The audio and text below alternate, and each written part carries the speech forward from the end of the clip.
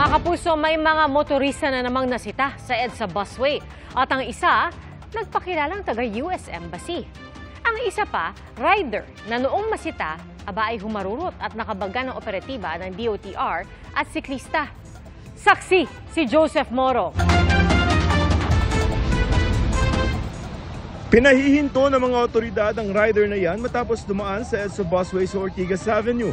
Pero imbes na tumigil, humarurot ang rider at nabangga ang isang operatiba mula sa DOTR Special Action and Intelligence Committee for Transportation o DOTR SAIC.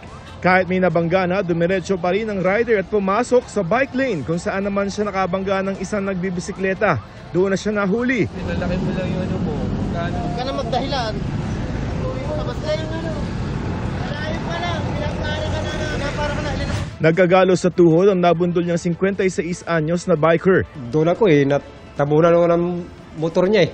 Ayon sa DOTR SAIC, walang sugat o bali ang team leader nila na nabangga ng sinitang rider. Paliwanag ng driver, late na siya sa trabaho. Nibertikan ko yung isang sasakyan.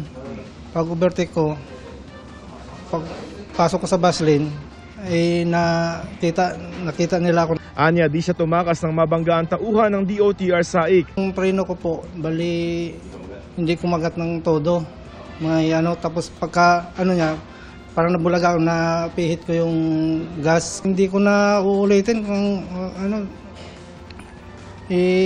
wala, nandyan na hindi ko naman talaga po ginusto talaga. Pansamantalang ikukulong ang tumakas na rider dahil sa patong-patong na reklamo na ihahain laban sa kanya. Naharap siya sa mga reklamong direct assault, resistance and disobedience at abandonment of victim. Magkakandak pa tayo ng further investigation. Habang naghihintay tayo ng resolution sa fiscal, i-detain muna natin siya. May naharang ding convoy na dumaraan sa busway at may escort pang motorsiklo. Nang hinga ng lisensya ang driver, nagbigay ito ng diplomatic passport at nang kunan ng litrato ng mga taga-SAIC na galit ang nagpakilalang taga-US Embassy. He is threatening to steal U.S. diplomatic material. All I ask, you give it to the PNP General and he will follow up. Not me, not us. Yeah, it's not us, it's for him. I don't want the U.S. involved, but his threat, which is hostile and illegal to confiscate diplomatic passport. Nagpatiket din naman ang mga Amerikano. Hindi kasama ang mga diplomat sa pinapayagan sa EDSA busway. Batid na ng US Embassy ang insidente at iniutos sa mga tauhan nila na sundin ang mga batas sa Pilipinas, kabilang na ang mga traffic regulation. Para sa GMA Integrated News, ako si Joseph Morong, ang inyong saksi.